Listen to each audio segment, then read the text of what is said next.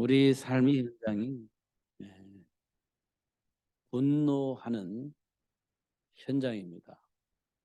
왜 분노하는가 확인해 보면 실패에 대한 두려움, 죽음에 대한 두려움 때문에 조금이라도 나에게 손해가 되어지는 것처럼 보이고 조금이라도 내 인생에 걸림돌이 되어지게 하는 삶을 가져다 준다면 그 누구라도 분노하게 되어져 있습니다.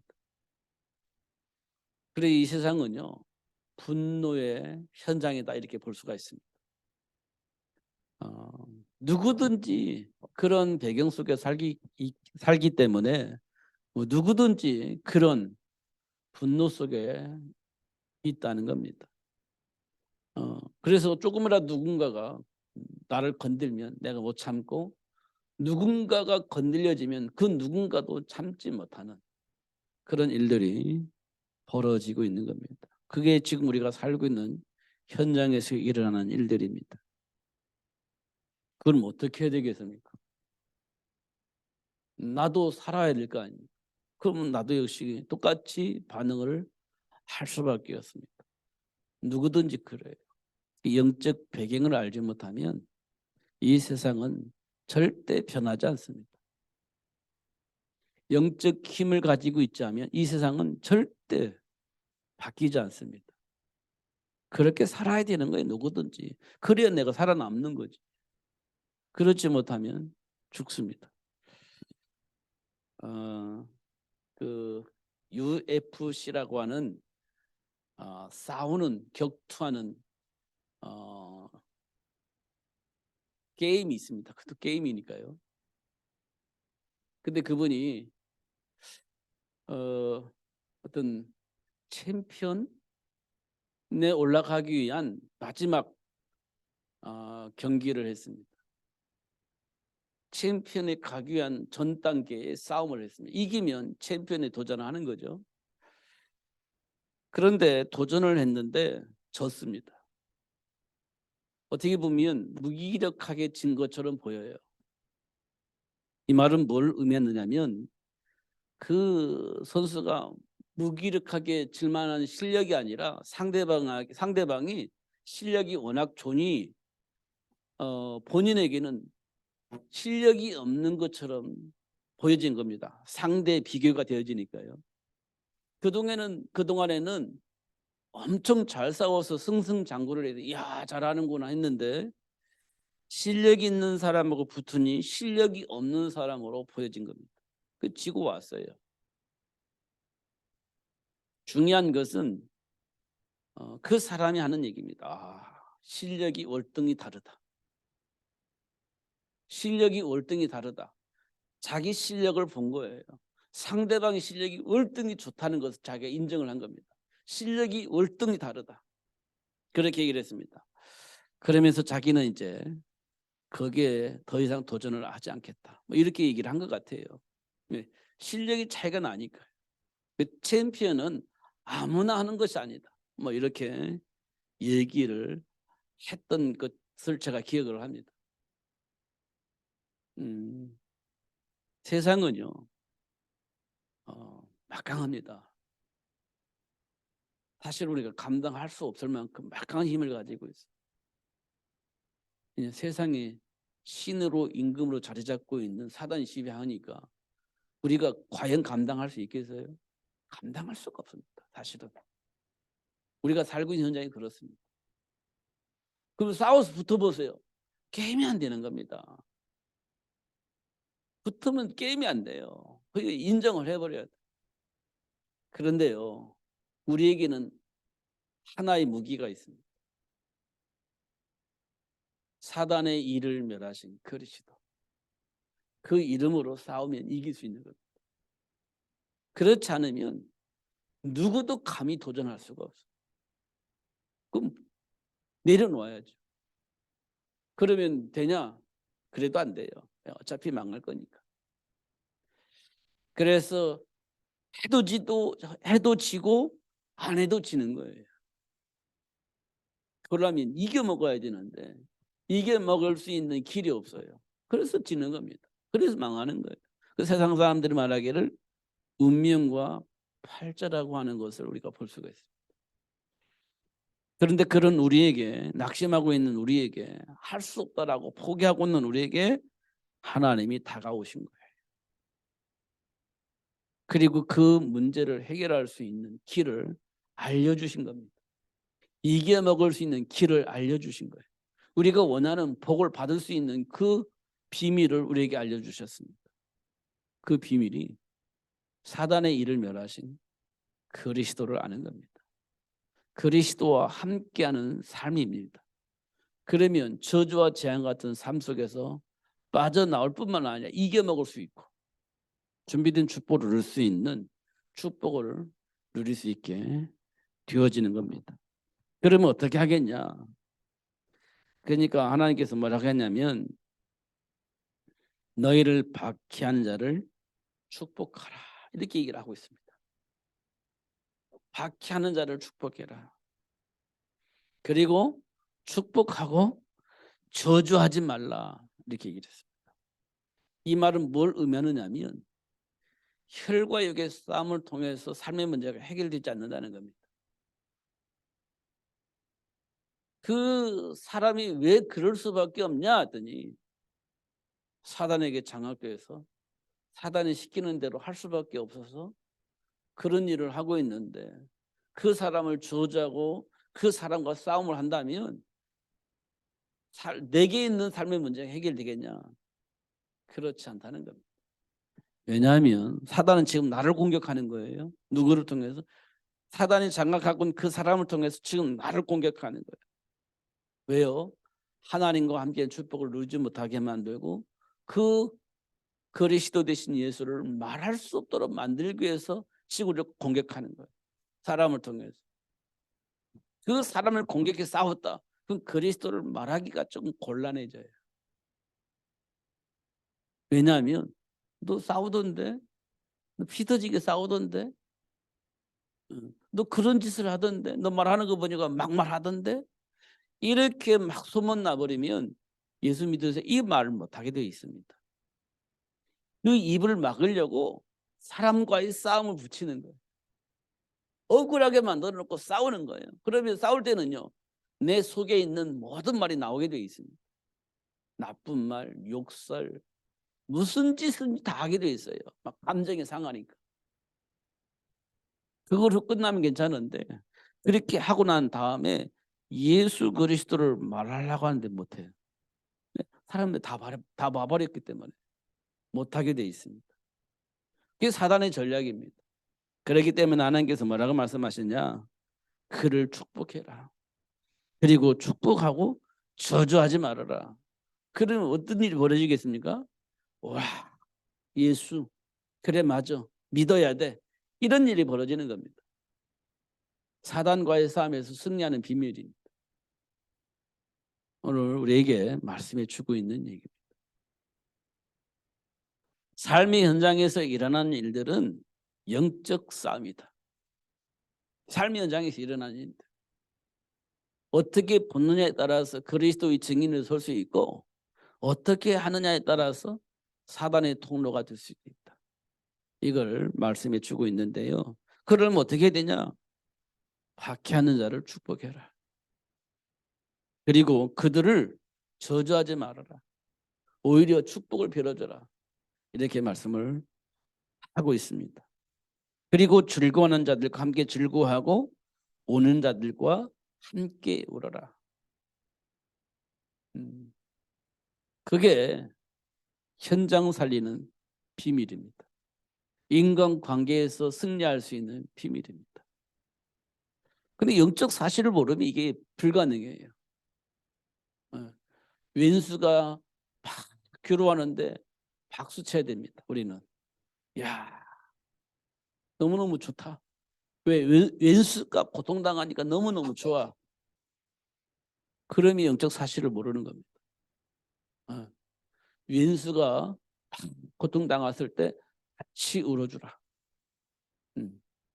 그 왼수가 막 너무 좋아할 때 같이 좋아해라.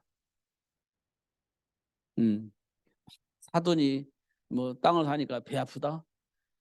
이거는 현장 복음화를 이룰 수 없는 어떤 감정입니다. 그렇게 성경은 말씀하고 있습니다. 그럼 우리 감정은 어떨까요?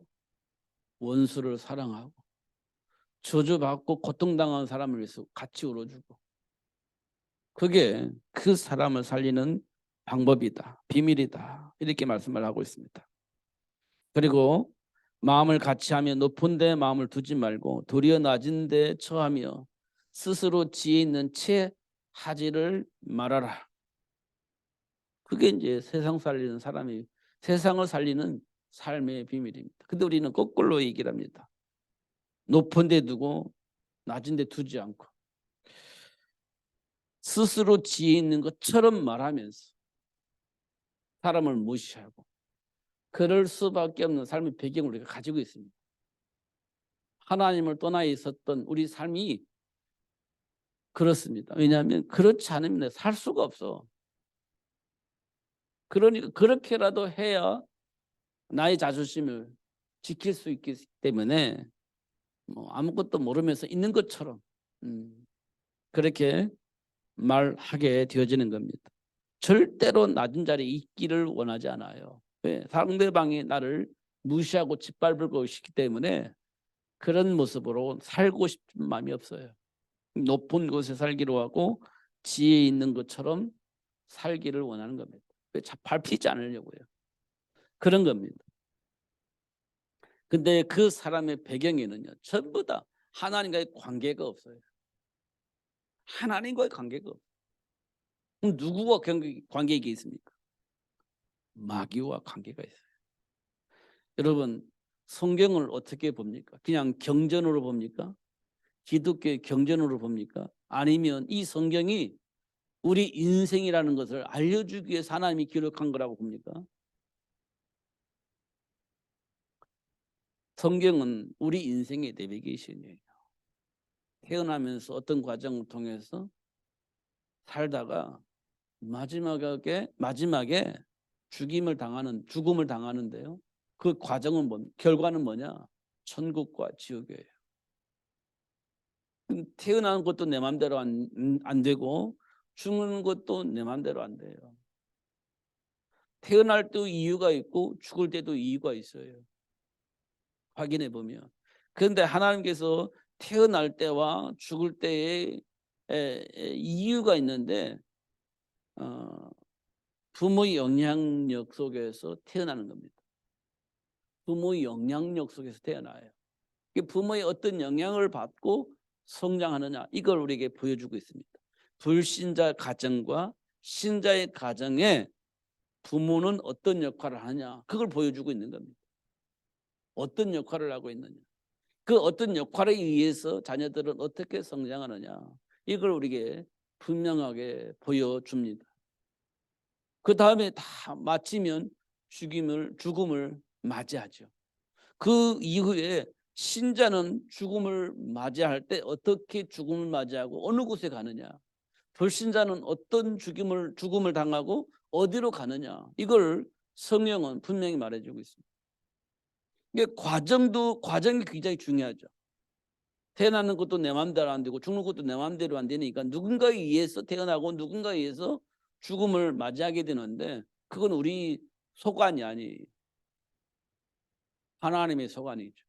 그런 그 과정 속에서 우리는 하나님이 원하시는 일을 하게 되는 건데, 그 과정 속에서 마귀는요, 지 맘대로 지 맘대로 살게 하는 삶의 문화를 만들어 놓는 겁니다.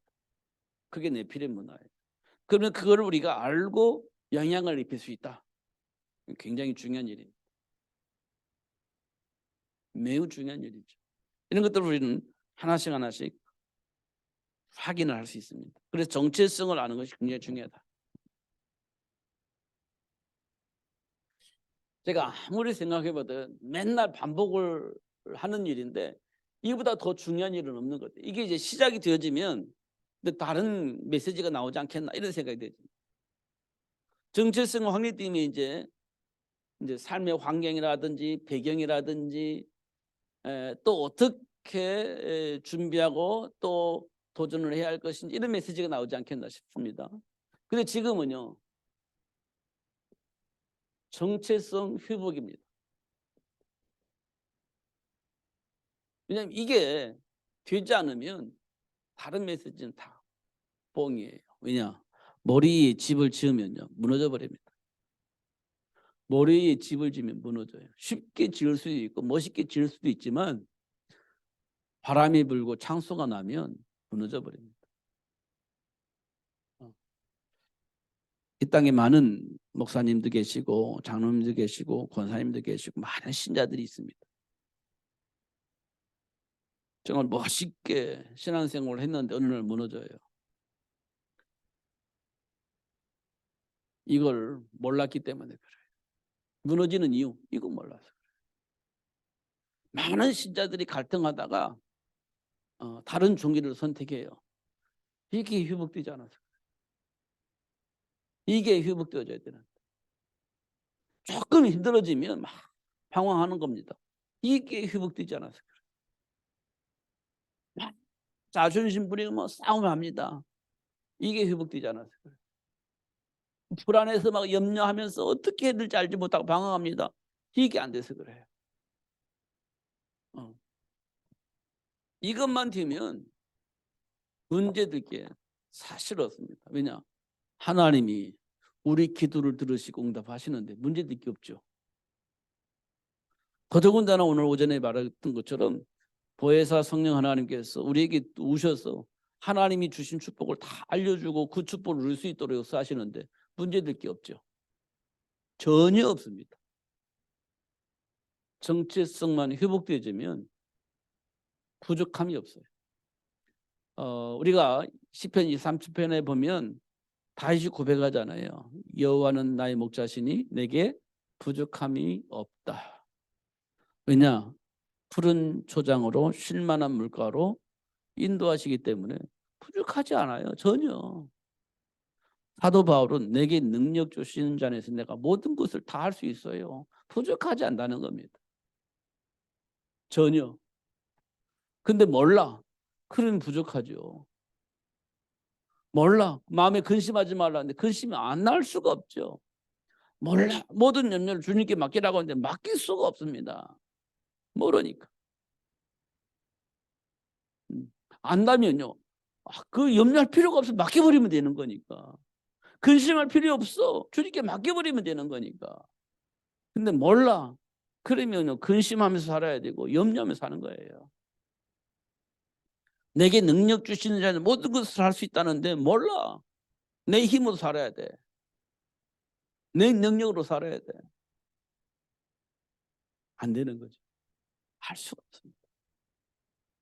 정체성이 회복되어지면 그 모든 축복이 내게 있음을 알게 되어지고 그럼 그 축복을 누리면서 사는 거예요.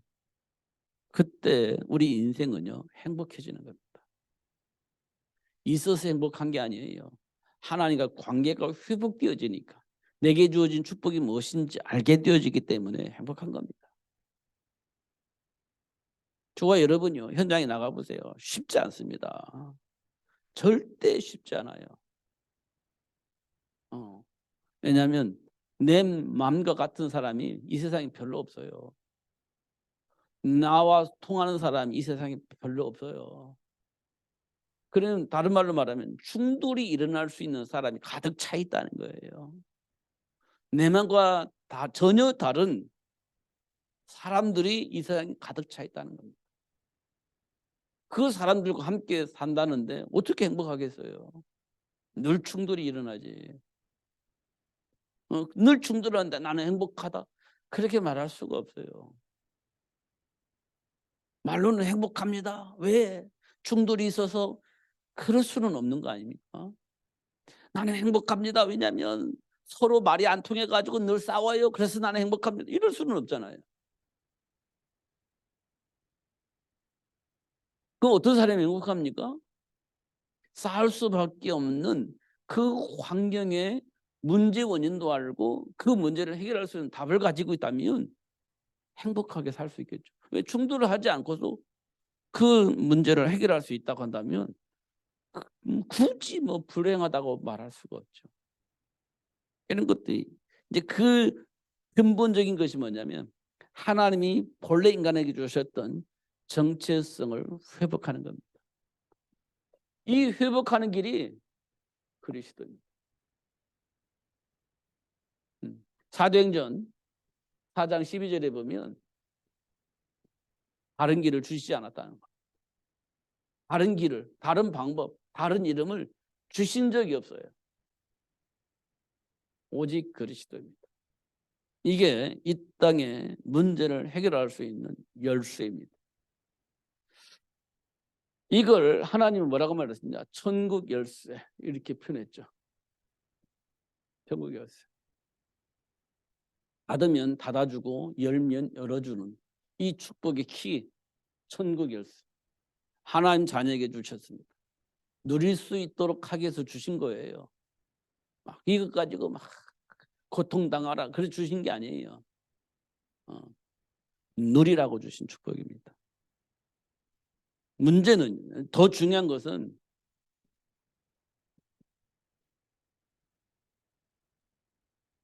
음부의 권세가 있는데 이 권세가 이겨먹을 수가 없어. 누구에게? 천국 열쇠를 가지고 있는 자를 음부의 권세가 이길 수가 없어요. 천국 열쇠를 가지고 있는 자에게. 왜냐? 하나님이 역사하시니까. 열면 열어주고 닫으면 닫아주는 하나님께서 역사하니까 이 음부의 권세가 이겨먹을 수가 없는 겁니다. 이런 사실을 안다면 행복한 거죠. 염려할 필요도 없고 두려워할 필요도 없는 거죠. 이게 하나님 자녀에게 주신 축복입니다. 이걸 보고 정체성 회복이라고 얘기를 합니다. 이 사람들은 삶 현장에서 어떻게 하냐? 박해하는 자를 만나겠죠. 예수를 모르는 사람들을 통해서 예수를 아는 나를 공격하게 만드는 사단이 있기 때문에 나를 공격하는 자를 만나겠죠. 그러면요, 여러분 이해가 됩니까? 나는 그냥 편안하게 잘 살고 있는데 누군가가 아무 이유 없이 나를 공격해. 그럼 여러분 그거 이해가 됩니까? 이해할 수가 없지. 그럼 어떻게 해야 되겠어요? 반응하겠죠. 싸우겠죠. 그런 일이 벌어질 수밖에 없는 일이 벌어지는 겁니다. 이유는 딱 한 가지예요. 나는 세계복음화를 이루기 위해서 준비되어지고 있고 그 일을 위해서 기도하고 도전하고 있기 때문에 사단은 이미 알아요. 그러니까 나와 전혀 상관이 없는 자들 동원하여 나를 공격해서 나를 파괴시키는 거예요. 이만의 비밀을 누리지 못하도록 파괴시키는 거예요. 그것 때문에 하나님과의 관계가 깨져버리고 인간과 깨져버리게 만들어서 증인이 될 수 없도록 만들기 위해서 공격해 오는 거예요. 그것이 삶 속에서 막 일어나는 겁니다. 그런데 우리가 대비를 안 하고 있으니까 당하는 거지. 나와 전혀 상관없는 사람이 나를 공격해 올 때 어느 누구가 속상하지 않겠어요. 그 속상함을 어떻게 풀어요? 싸우는 거지. 억울하니까. 여러분 그렇게 반응을 안 하겠어요? 누구든지 반응하게 돼 있지. 억울하니까. 그러면 하나님과 관계가요 멀어져 버립니다. 한 번 화를 내면 하나님과 관계가 회복하기가 쉽지 않아요. 이게 막 솟아오르니까 기도가 안 돼. 언약 잡으려고 하는데 언약이 안 잡아져. 막 내 안에 있는 분노가 올라오면 안 되는 겁니다. 그거. 그게 사단의 속임수입니다. 사단에게 잡혀져 있는 불신자를 통해서 나를 공격해오는 거예요. 이때 뭐라고 말했냐? 축복해라. 저주하지 말아라. 같이 울어주라. 같이 즐거워해라. 이렇게 얘기를 하고 있는 겁니다. 그게 사단과의 싸움에서 승리하는 비결이다. 이렇게 말씀해 주고 있습니다.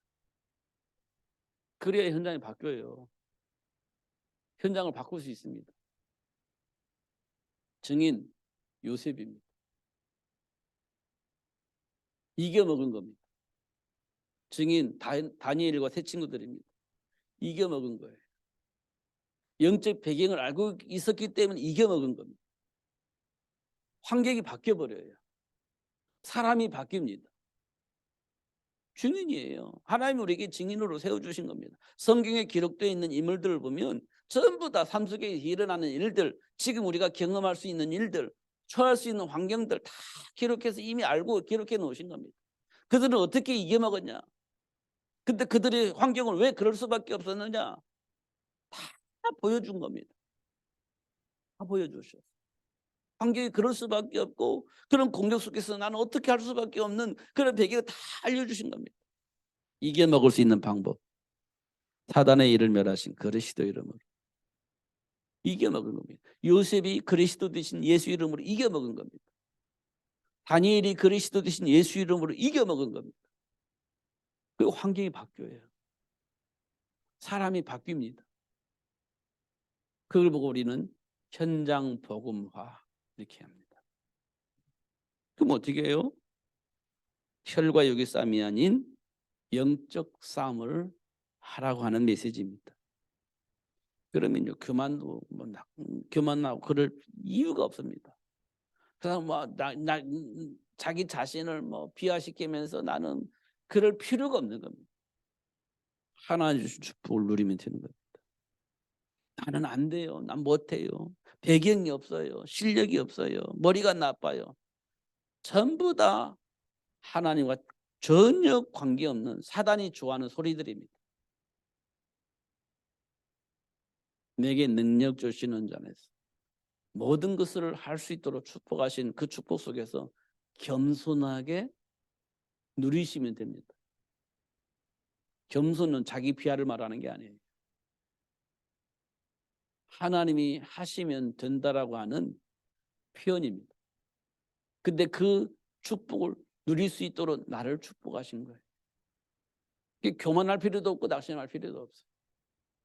하나님이 준비하신 대로 하나님이 이끄신 대로 그 복을 누리면서 살면 되는 겁니다. 그러면 하나님 나라가 회복되어져요. 절대로 그렇습니다.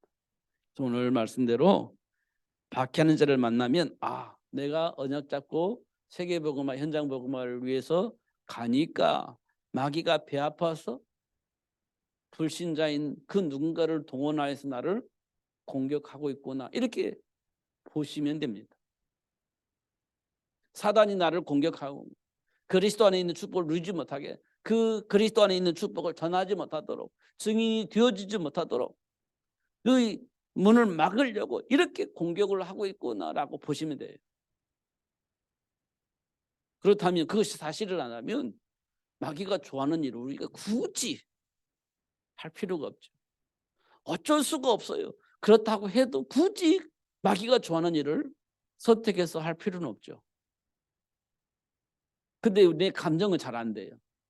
그리스도 안에 있는 축복을 봐야만이 내 안에 있는 감정을 이겨먹을 수 있고 마귀가 좋아하는 일을 선택하지 않고 하나님 기뻐하시는 일을 선택할 수 있는 축복이 오게 되어지는 겁니다. 꼭 확인하셔야 돼요. 내 감정을 이겨먹으려면 그리스도를 알아야 돼요. 내가 가지고 있는 삶의 기준을 이겨먹으려면 그리스도를 알아야 돼요. 하나님이 원하시는 걸 알아야 돼요. 준비된 축복을 볼 수 있어야 돼요. 그러면 이길 수 있습니다. 그리고 준비된 축복을 누릴 수 있습니다. 그러면 행복합니다. 정말 행복해요. 자, 복음 편지 1과에 뭐라고 되어 있죠? 인간은 왜 행복이 없는가? 이렇게 되어 있죠. 인간은 왜 행복이 없는가?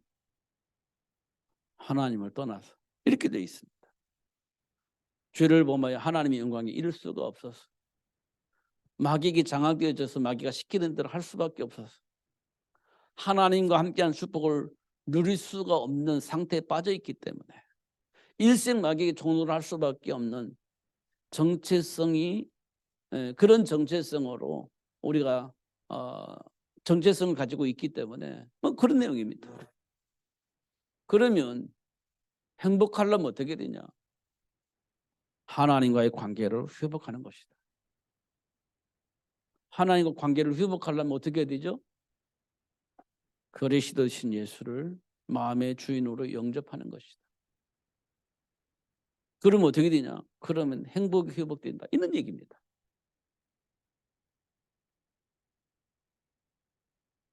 우리 감정을 조금 이렇게 제3자 입장에서 보고 그 감정을 보는 거예요. 사단이 어떻게 통로 삼고 있고 어떻게 역사하는지, 이 문제를 어떻게 하면 해결할 수 있을 것인지 한 번쯤은 체크해 볼 필요가 있습니다. 나를 보지 말고 나를 여기다 놔두고 제3자 입장에서 나를 한번 보라는 얘기예요. 우리가 3자를 보잖아요. 저 문제구나, 저 문제. 그러듯이 제3자 입장에서 나를 보면서 그건 문제 이거 보라는 얘기예요. 그거 문제. 내가 상대방을 문제라고 하듯이 상대방 입장에서 나를 볼 때 너 그거 문제 이렇게 보라는 얘기예요. 그럼 뭐예요? 너 그거 그리스도가 필요해 말하듯이 나를 향해서도 너 그리스도가 필요해 이렇게 말을 하라는 겁니다. 그러면 돼요. 그러면 모든 것이 회복되어지고 하나님이 약속하신 축복을 누릴 수 있는 축복이 회복되어지고 누려지게 될 겁니다. 그러면 오늘 14절에 말한 것처럼 박해하는 자를 축복할 수 있어요. 저주하지 않고 축복할 수 있습니다. 그리고 그들과 함께 즐거워하기도 하고 울기도 할 수 있습니다. 교만하지도 않고 또 낙심해서 좌절하지도 않고 하나님 주신 축복을 누리면서 살 수 있게 되어집니다. 그럼 너무너무 자연스럽게 현장 복음화가 되어집니다. 상대방이 나를요 이상하게 보지 않습니다. 절대로. 와 멋있다 이렇게 볼 겁니다. 그런 삶을 우리가 살 수 있도록 하나님께로부터 복을 받았어요. 근데 모르니까 엉뚱한 짓을 하니까 상대방이 나를 미워하는 거예요. 상대방이 나를 이상하게 보는 겁니다. 나는 문제가 없는 것처럼 보이는데 상대방이 나를 문제로 본다는 것은 내가 문제가 있는 거예요. 그렇지 않습니까? 그럴 수준으로 우리가 살 수 있는 사람이 아닙니다. 하나님의 자녀이니까. 점검하시고 돌이켜서 준비된 축복을 마음껏 누리면서 승리하시는 여러분 되시기를 예수님 이름으로 축복합니다. 기도하겠습니다. 살아계신 하나님 아버지 감사합니다. 현장을 볼 때마다 그리스도 되신 예수를 보내주신 하나님의 사랑을 보게 하여 주옵시고 특별히 하나님께서 나를 왜 선택하셨는지 그 이유를 알게 해주셔서 누리며 살게 하실 뿐만 아니라 현장에 고통당하고 있는 모든 사람을 복되게 하는 삶이 될 수 있도록 축복해 주옵소서. 현장이 바뀔 수 있을 만큼 현장에 흐르는 삶의 흐름이 바뀔 수 있을 만큼 영향력을 입힐 수 있도록 축복해 주옵소서.